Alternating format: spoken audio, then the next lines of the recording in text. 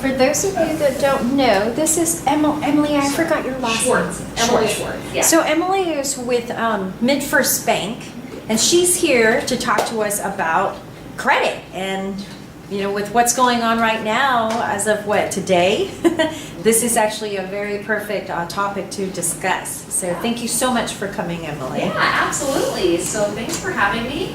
And yeah, let's just jump right into it.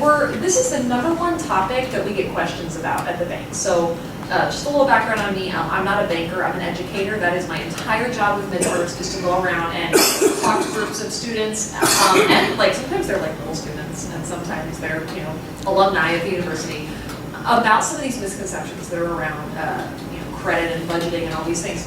So today we're specifically talking about what is credit. Well, it's your ability to borrow money. When people talk about credit, it is how likely are you to get a loan from somebody. Right? What's a credit report? Well, it's a detailed list of your credit history. So if you have never had a loan, or if you've never had a credit card, or you've never had anything like that, then there's not a whole lot in your credit report. Typically, we see that in younger students. Maybe you're 20 years old, you've never really had all these kinds of things, so your credit report's pretty easy. Credit score is a snapshot of the credit report, basically how good or bad it is. So I kind of like to relate it back to school, okay? So if someone said, hey, how are you doing in your math class? And they looked at your whole transcript, they looked at how you did on every single quiz, at every single test, at every single homework assignment, that's your credit report. But if they just said, what grade do you have in the class? That's your credit score. It's just how good or bad is your credit report. Before we get too far into it, let's just pretend for a second. Let's pretend that you're the banker. Let's flip this around for a moment. Let's pretend you got something expensive that you're trying to sell. I don't know, a camera, a laptop, whatever. You're trying to sell it on Craigslist. And someone comes up to you and says, well, I don't have all the money right now, but what if I just gave you a little bit of the money, and I took the thing, and then I paid the rest of it to you over 6 months? Okay. Would anybody give that deal to a total stranger that you've never met before? No way. You'd be like, I don't know you. I don't know if you're going to pay me back, right? But you might give that deal to a family member that you trusted. You might give that deal to a friend that you trusted, right? Lenders are the same way. They're not going to lend money to someone that they don't know anything about. They want to know a little bit about you before they decide if they're going to lend you money or not. So what kinds of things do you think they'd want to know about you? Let's say you're going to buy your first car, okay? And you're asking a bank for a $10,000 loan. What do you think they're going to want to know? Do you think it matters if you have a job or not? Yeah. Totally matters, right? They want to see income. Because think about it. They want to be like, how are you going to pay me back? Do you have enough money to pay this loan back? Debt. They want to make sure that they're not giving you too many loans. Because let's be honest, that would be so irresponsible, wouldn't it? Can you imagine if a bank gave a loan to someone who was already crushed in debt? You know what? This is not good for you. I am not going to lend you money right now because you already have too much debt. Assets. So people get sometimes frustrated when they're like, dude, you're asking me if I have money in my bank account, but that's the whole reason I'm coming to you. If I had money in my bank account, then I wouldn't need this car loan. Well, right, but you got to think about it from the bank's perspective, because they're thinking, if something happened to you, let's say you broke your leg, or a relative passed away, and you had to emergency be on a flight, and you're paying for stuff, do you still have a little money in your savings account to make those payments while you're not working or while something happens to you, right? So that's why they want to see that you've got some money in the bank. Job stability. So this is stuff you got to think about. It's not good enough to just have a job. You want to show that you've kept that job for a good little bit, and that you're not jumping around industries. Let's say you're a school teacher. It's fine if you taught in this district 1 year, and then in this district 2 years, and in this district. But if 1 year you were a teacher, and then 6 months later you were working at a restaurant, and then 6 months later you were doing, I don't know, bagging groceries at Fry's, those are massive career shifts, and people might go, what's going on in your life. That doesn't look very stable.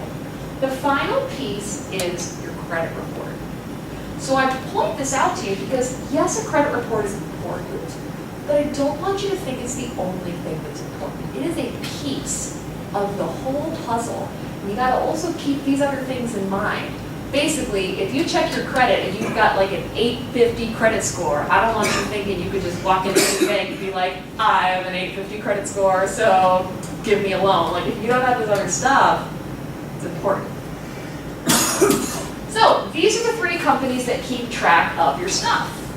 Now, this is what's been in the news recently because like I can't even emphasize this enough. They keep track of everything. They have all of your identifying information. They have all of your credit. So like if you apply for a credit card at a store, you know, because you've heard that sometimes, right? Like you'll be shopping at whatever store and they even do it at the grocery stores now. And they're like, hey, do you want to save a couple dollars by signing up for a credit card? If you say yes, these companies have a record of that. Right? They have a record of all that. If you've got a student loan right now, these companies know about it. If you graduate and don't pay that student loan, these companies know about it. So that's a lot of information for 3 companies to have. And a lot of people think that these are government agencies. No, they are the 3 major, they are private companies that keep track of all of your information for any lending institution ever, right? Now they each keep track of it a little bit separately, and that's what's important to know. So if you get your credit score from here, here, and here, they might be slightly different. Your credit score is actually just an average of all 3 of them. So like, for example, TransUnion loves me. I don't know why. But when I get my credit score from them, it's always way higher. Experian doesn't like me so much. For whatever reason, it's lower, but so my credit score is an average of the 3. Here's what's not in there, and this is really important to remember. Criminal background. Nothing to do with your credit report. And I can kind of see why people would get confused about that. You know, an employer says, oh, I'm going to pull your credit. And you're like, oh my gosh, are they going to know that stupid thing I did when I was 16 years old? Like, no, they're different things. Medical information, not in there, unless you owe money to a hospital, which is not uncommon, especially for young people who don't have insurance. If you don't have insurance and you have some big medical emergency, you owe money to a hospital, a lot of people get in debt very quickly that way. Finally, bank account information. So a lot of people think that if they're overdrafting on their checking account or overspending or not managing their bank account correctly, that that's somehow going to be in their credit, and that's not true. Now, please manage your bank account responsibly, right? But they're not linked. Credit is over here, your bank account is over here. So who in the world, like, why care? Who in the world wants to see credit, right? Like, why does it even care? Honestly, look, here's the deal. There's a lot of advice out there, like, there are conflicting opinions about this. Some people say, credit is not a need. You don't need credit. You don't need it in your life. You could get along just fine with a bank account and a debit card. There are people that live their lives very successfully that way. It is getting harder and harder for that to be true. And it's just something to kind of keep in mind because a lot of people want to see a credit profile now. First of all, lenders. I mean, anybody that's going to want to give you a loan for a house or a car or like whatever crazy thing you're buying, they're going to want to see your credit. Employers, and this is the biggest growth right now. A lot of employers want to pull credit now. And I mean, part of me doesn't think that's fair, and then the other part of me kind of sees where they're coming from. Because it's just like, I mean, wouldn't you want to know? Like if you were hiring someone and there was a way for you to see if they had ever been sent to collections before, like, I don't know. So that a lot of employers are doing that. Now me, okay, I work for a bank, right? Like, so of course they wanted to see my credit, to see if I was responsible with money. But like my husband is not in finances, and he 2 times now has had to you know, have a credit check to just get hired somewhere. It's kind of important to know. Also, apartment rentals. This is pretty much the first time this shows up for young people, is when you go to get your first apartment or your second apartment or maybe the first one that doesn't have a roommate, and they want to pull your credit, and then they say, oh, I don't see any credit here. So, utilities, insurance, sometimes court orders. Yeah, sometimes just to get health insurance, they want to see your credit. Utilities, this one's a real bummer because moving is expensive And sometimes when you move and you say, okay, hey, electric company, I want to turn on my electricity, and if you're a new customer to the electric company, they're going to pull your credit. And if you have a bunch of past due things, the electric company's thinking, well, if you couldn't pay DirecTV and if you couldn't pay your credit card, I'm thinking you might not pay your electric bill. So I'm going to ask for an upfront deposit from you. This happens all the time. Has this ever happened to anybody in here? It happens all the time. So you've got to be aware of it. There is a difference, though, in how these are calculated. So these people typically do what's called a hard pull, and these people typically do what's called a soft pull. So the difference, a hard pull is they want to see all of your information, and the result of that, your credit score is going to go down a couple points. Anytime someone looks at your credit, your score is going to go down a couple points. Not a ton, and it'll bounce back in a couple months. These people down here are typically what's called a soft pull. And a soft pull, it's really just more of like a peek. Like, we don't even see everything. Is your credit good or bad? Good, great. That does not dock your score. So, first question you should ask, if someone says, hey, I need to pull credit or blah, blah, blah, your next question is this going to be a hard pull or a soft pull? And the person you're communicating with should be able to answer that question. And if they can't, talk to someone who can, because that's information that you want to know. All right, so let's see how we're doing. Quick quiz. So your future father-in-law or just any old person off the street can Google your credit information. True or false? False. False, right? So that's a common misconception. Sometimes people think, wait, so this information is just like out there? So what? So like anybody can just see it? No. You have to document, like you have to apply for access to this information. So you have to show that you're going to keep it safe. You have to show documented security procedures that you have. It is not easy to get this kind of license to be able to pull people's credit. So no, not everybody can just do it. Now that being said, if you do have the license, it is easy. Like that's why people, if you go to a bank and you're applying for a loan, they just literally go, okay, here's your credit right here. There's places like Credit Karma. You guys have heard of the Credit Karma app? Like that you can check your own credit for free, like all the time. It's not hard. It's just not everybody can have access to it.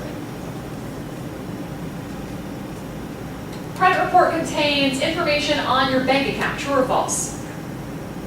False, right? So totally separate. You totally don't need to worry about credit until after you graduate. True or false?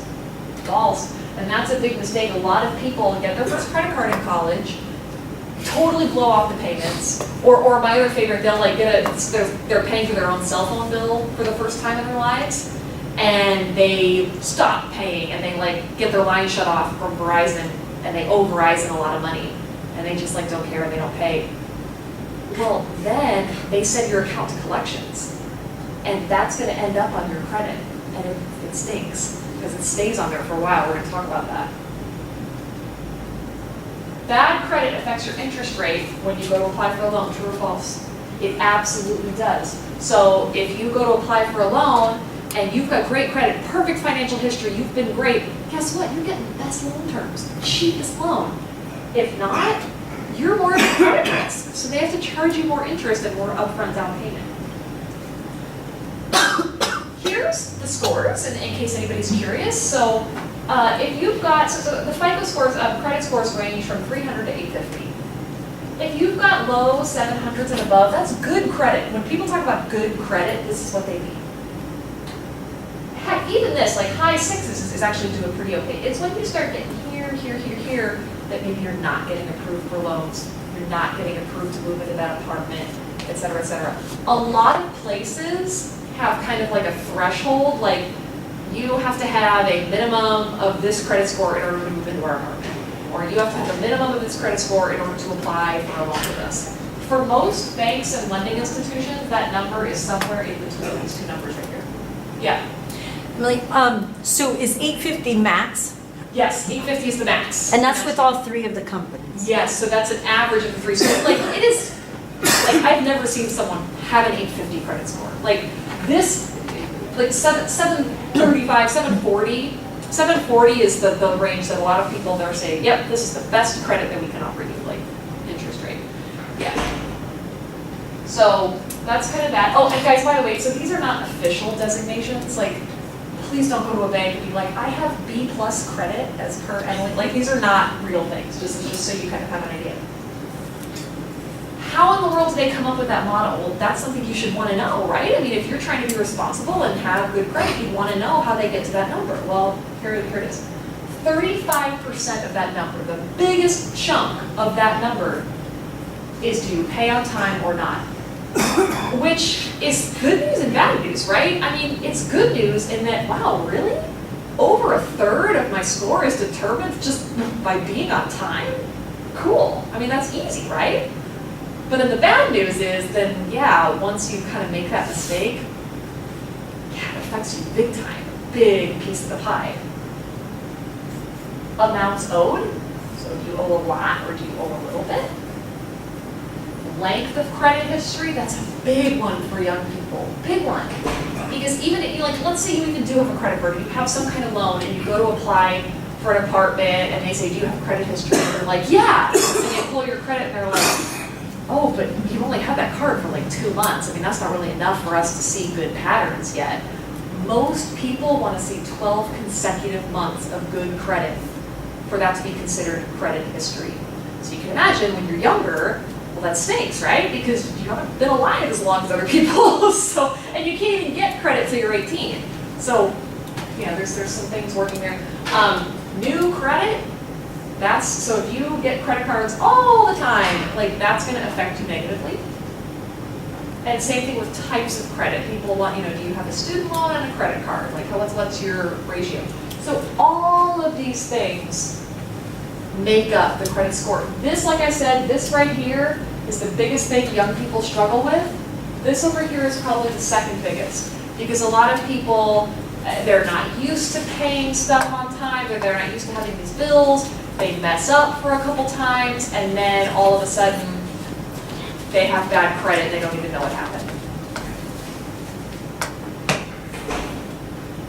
This slide really, this is kind of the meat of it right here. How long does this information matter? Well, credit inquiry, so remember, that means anytime that you are shopping and someone says, hey, would you like to save 15% today by signing up for our card? Just by filling out that application, that inquiry lasts on your credit for 2 years. 2 years. Even if you don't get the card, even if the card doesn't stay open, you don't actually get approved for it, that inquiry lasts for 2 years. Late payments, missed payments, any kind of collections, 7 years. And that's kind of a long time, guys. So you can imagine if you have a collections notice, you know, when you're 20 in college, you could still be 25 and applying for a job, and it's still haunting you because it's still out there, right? So that's why these things are really, really important. Even closed accounts stay on your credit for 10 years. Certain kind of bankruptcies, that's what Chapter 13 and Chapter 7 means. Certain kind of bankruptcies stay on there. These are long periods of time, guys. Now, I will say the good news is it matters less every year that you get removed from it. Do you know what I mean? So let's say you had a big old payment that you missed, and you were going through a rough time, you know, and you just missed payment after payment after payment, and that was last year. Well, guess what? Your credit's probably not doing so hot. But then the next year, now it's 2 years away. And the next year, well, now that was 3 years ago. And so every year that you get removed from it, it impacts your score less and less and less. Also, the severity of it.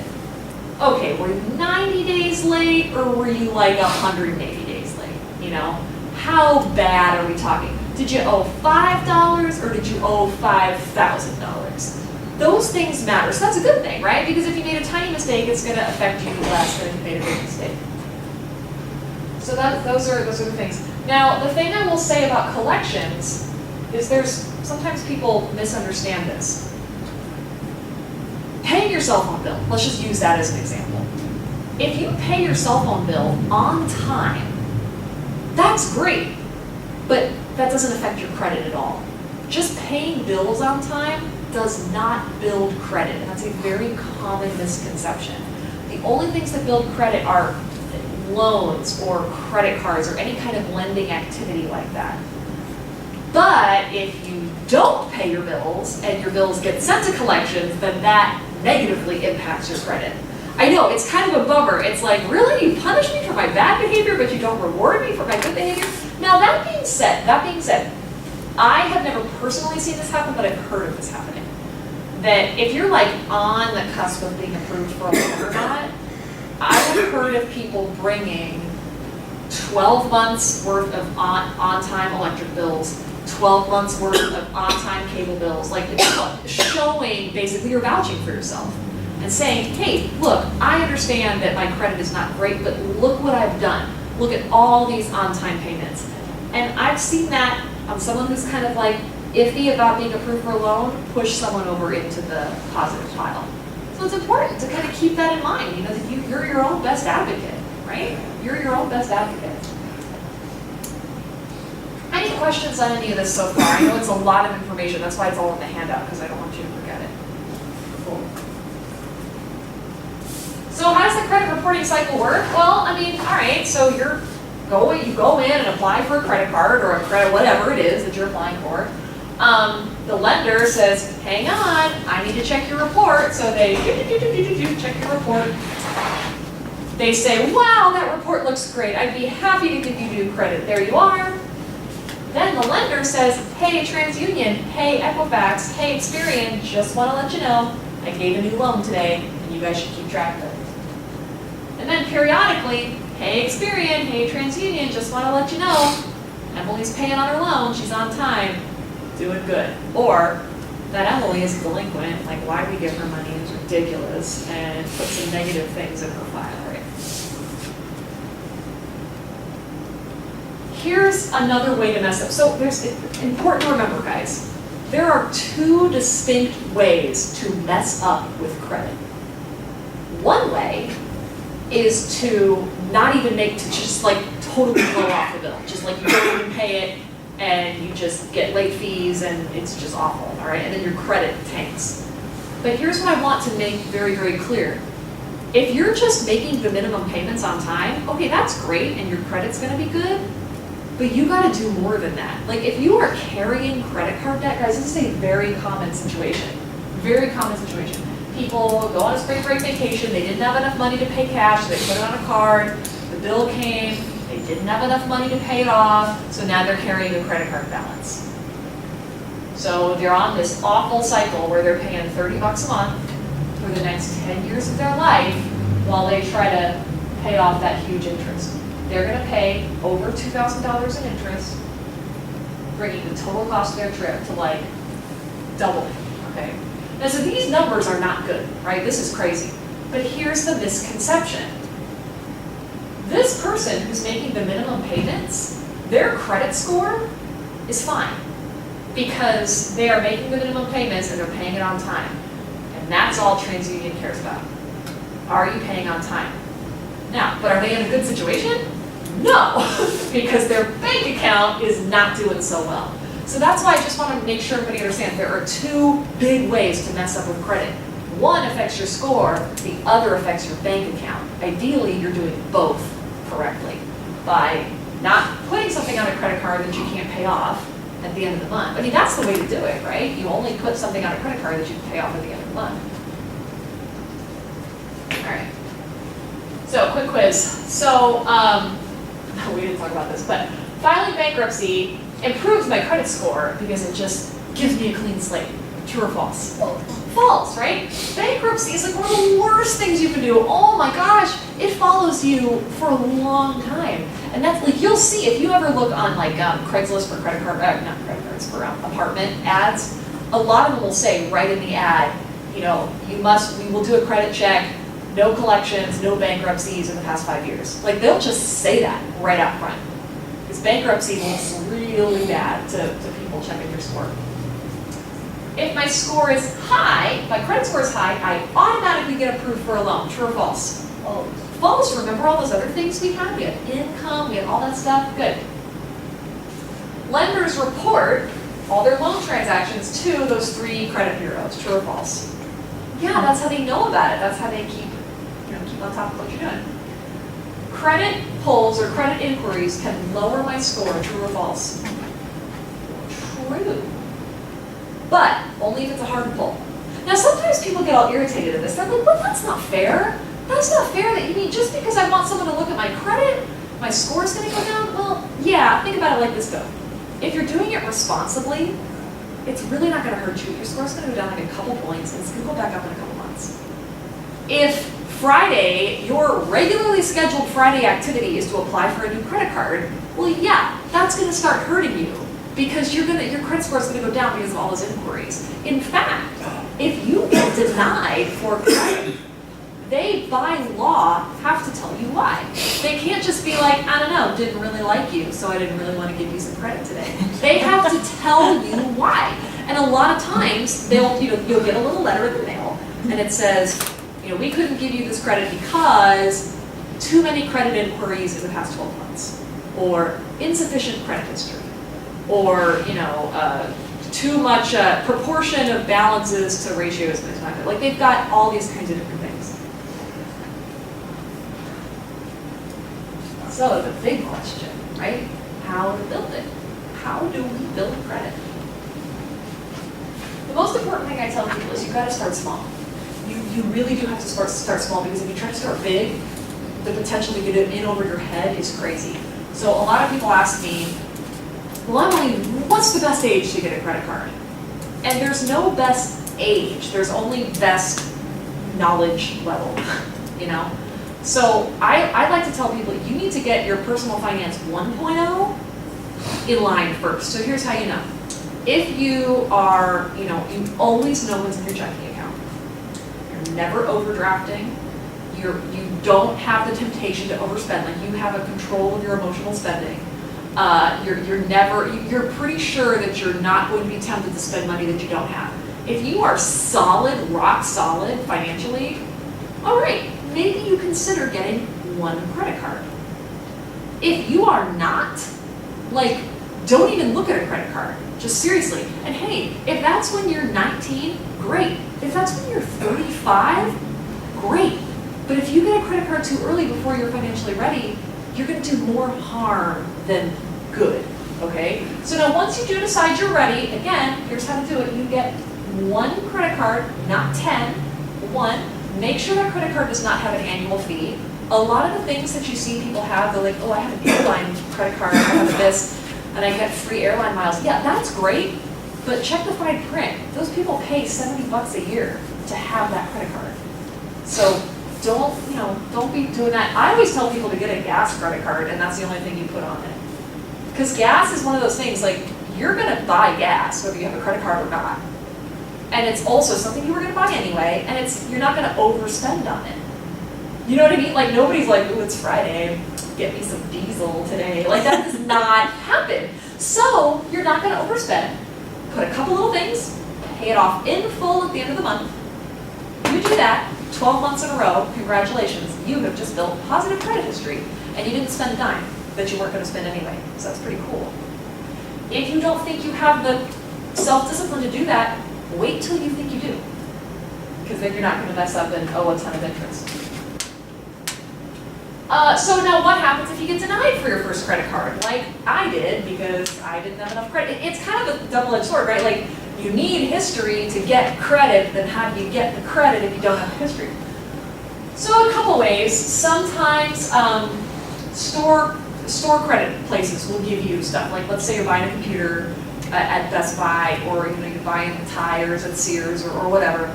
Sometimes those places will offer you in-store financing, which is good and it's bad, because sometimes those terms are not awesome. But if you review the terms and they're good and you make those payments every month, that's sometimes an easy backdoor way to build credit. Because think about it, those places really want to give you credit, right? Because they want you to buy that computer. And if it's something you were going to buy anyway, there you go, there's your loan. Yeah. Question for you, Emily. On when you're talking about building the credit, does MidFirst Bank have the secured credit card? Yeah. And if so? Yeah, we absolutely do. So 2 ways that people help. Small loan with a cosigner. A lot of people ask their parents to cosign in their first loan. I really caution you about that. And you'll hear people do it. You will hear people do it all the time. And sometimes it's not a parent, sometimes it's a friend. I don't encourage people to get into co-signing relationships a lot, because think about what you're doing. You're asking your parent or your friend or your whatever to completely vouch for you. Because if you default on that loan, guess what? They ain't coming after you. They're coming after your mom or your dad or your uncle or whoever. And I've just seen so many fights happen because of that, and like the parent is up in the kid's business because, and it doesn't end well. So yes, does it work? Absolutely. Just be very careful and understand the gravity of that situation that you're getting into. The secured loan, or the secured credit card, I'll be really honest with you, this is how I personally built mine when I got denied for my first card, and it's very, very common. So what you do, it's just like a normal card, and MidFirst has it. Every bank, anywhere you want to go, has a secured credit card, I promise. So you go in, and it's just like a normal card, except you give collateral up front. So like you say, here you go, bank, here's $1,000, and you're just going to keep it in a savings account, or $500, and you're going to keep it in a savings account. Then you're going to give me a credit card with a $500 limit, and you're going to spend it just like normal. Charge it up, you get the bill, you pay it off, whatever. But it's less risky for the bank to give it to you, because they know if at any point in time you stop paying, they can just take the money out of your collateral account that you set with them, right? Now, I will be really honest, there are often fees associated with this, but it's a way that a lot of people build credit their first time. So check into it, be an informed consumer, figure out what the fees are, figure out if it's right for you, but it's a very common route when you have no credit or if you have bad credit. Finally, something as simple as having apartment and utilities in your own name. Because remember I was talking about how if you're the electric company and you're a new electric company customer, they might want to check your credit. Well, if you've got bad credit, you probably don't want that to happen. Well, if you've been on, like let's say you've got a roommate, and your roommate was on all the utilities and you weren't listed on there. Well, so you could move 3 years later and then you go try to turn the lights on and the electric company's like, well, who are you? I know your roommate. I know your roommate has positive history, but you weren't on that account. And you're like, what are you talking about? But I paid my roommate. They're like, we don't know that. We only have the roommate listed. So you want to make sure that you're on. Same thing with apartment. Don't be in those weird situations where like you're living there, but like you're not on the lease. You're kind of doing it under. Not good, because you're only hurting yourself when people want to say, well, let me see your past landlord payments and let me see your past rental history, and you're like, about that. I was kind of sleeping on the couch with my buddy. It only hurts you. So how do you build credit once you have it? Well, make every payment on time. Remember, guys, that's the biggest piece of the pie, is making those payments on time. Use credit wisely. Never, ever, ever swipe a card that you don't have enough money in the bank to pay off at the end of the statement period. There's this myth going around that, if I put $10 on my credit card, that builds credit. So I must build like more credit if I put $10,000 on.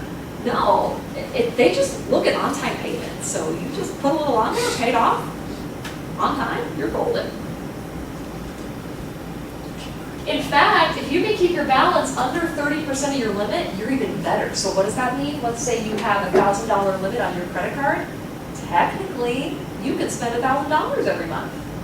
But if you want to look really good, you'll let that statement close at about 1/3 of that balance. And that makes you look super responsible, because in picture, they're like, wow, look at that person. They're just not even spending all their available credit. They are so responsible. So it's things to keep in mind. Finally, avoid accumulating multiple cards. Guys, the discounts are not worth it. I mean, really, what's 15% off your purchase? I mean, is it like $11? Is that really worth it? I know that in the heat of the moment, we're like, oh yeah, give me the discount. It's not worth it. And finally, monitor your credit report for any credit discrepancies. So that is huge. And I'm trying to see if I have it on here. So it's under the resources page. So the official way to do that, you go to annualcreditreport.com. and you can check all 3 of your credit reports from all 3 bureaus for free once a year. That is the only reason that these 3 companies are allowed to keep your information is because they let you look at it for free once a year. Now that being said, there's a ton of apps that will do this free. So like Credit Karma is the most popular. I don't personally use it, so MidFirst isn't associated with it, so I can't really speak to it, but it's a very popular one. Just make sure if you use one of those things that you're not like enrolling in some thing that's going to charge you money every month. You know, just be careful. You know, just like you always want to be a smart consumer. But yeah, having your eyes on your credit report at least once a year is super, super important. Because hey, not only do you want to check for discrepancies, you want to check for ID theft. I mean, that's huge. A staggering number of people suffer from ID theft every year, and it's not as hard as you think. Like, look, I mean, with this Experian thing, like, yeah, that's millions of people that now potentially have their data out there. And so I guess, I mean, you could be cynical and just say, well, I'm never going to give my data to anybody. And yeah, I mean, you just want to be smart about it. Like, remember, every couple of years this happens to a big company. Remember, it was Home Depot a couple of years ago, and it was Target a couple of years before that. You have to monitor it. Like, stuff will get out there. Criminals are going to try to get people's information. As long as there are computers, it's going to happen. So you just got to be smart about it. Monitor your credit report. If you see anything fishy, act on it right away. Don't be like, we'll see if it becomes a problem. You know. So I did write up a lot of this. So this is in the handout. Pretty much everything I went over today is in the handout. If you want more resources, if you go to our ASU Money tutorials, if you go to moneymoments.com/ASU, there's little topics at the top. You'll see you can click on the one that says credit. It takes you through little short videos of a lot of the stuff that we talked about today. And then also I just kind of want to offer myself as a resource. I mean, like I said, this is my entire job with the bank, and I love it. So if you ever have an issue, or you have your credit report and you're like, I don't understand like what this means. What does this mean right here? And or I want to know how to best prepare to get a loan or whatever, use me as a starting point. Because if I can't answer it, I can definitely get you to the person that can help you answer that question. Because I don't want you to be in the dark on stuff.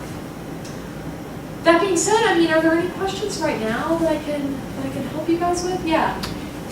There's one thing that I hear quite a bit, and I'm not sure if it's even accurate, but they also say like one way that it kind of hurts you on the credit is having like a high limit. Like, you know, for example, I have an American Express credit card that they gave me like a $15,000 limit. But obviously I'm not using all of that. Right. And so I hear a lot of people saying if you have credit cards out there with a high like limit amount, that's not good also. Is that true? So it depends on if you're using it or not. So yes, and it also depends on how your specific lender is calculating it.